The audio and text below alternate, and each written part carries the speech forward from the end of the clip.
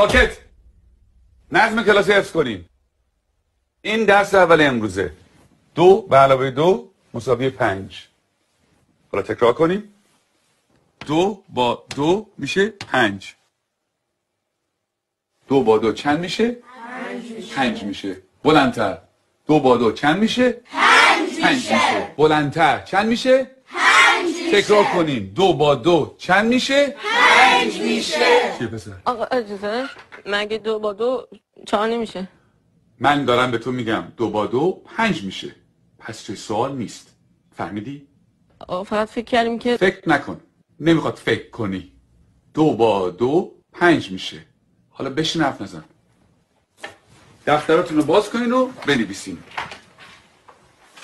2 به علاوه 2. آقا اجازه 2 به علاوه 2 میشه 4. وقتی همه چی 4 میشه چطوری ممکنه این دفعه 5 بشه؟ اصلا کی به تو چیز حرف زدن داد؟ به چه عقلی منزل سوال میبری؟ آقا فقط میخواستم بگم 2 با 2 5 میشه. تکرار کن. ولی آقا روی تخته تکرار کن. 2 به علاوه 2 رو به تخته. 4. همتون میدونین که 4 میشه. تخته رو نگاه تو کن. هم که میدونین 4 میشه چیزی نمیگی. سکوت. چون نخور تو برگردم.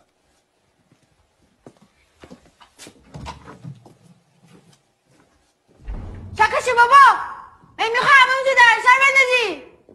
خیلی عصبیش کردم یا پدرشو در میاره.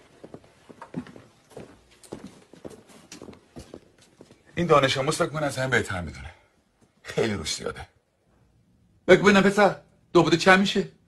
آقا اجازه 4 میشه آقا. شنیدی؟ باورتون میشه؟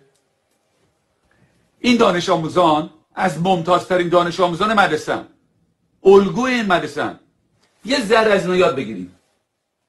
بگیم اینا 2 با 2 چند میشه؟ آقا اجازه 5 میشه آقا. آفرین. اینجا پسر.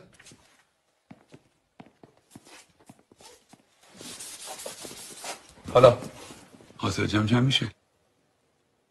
جواب صحیح رو بنویس.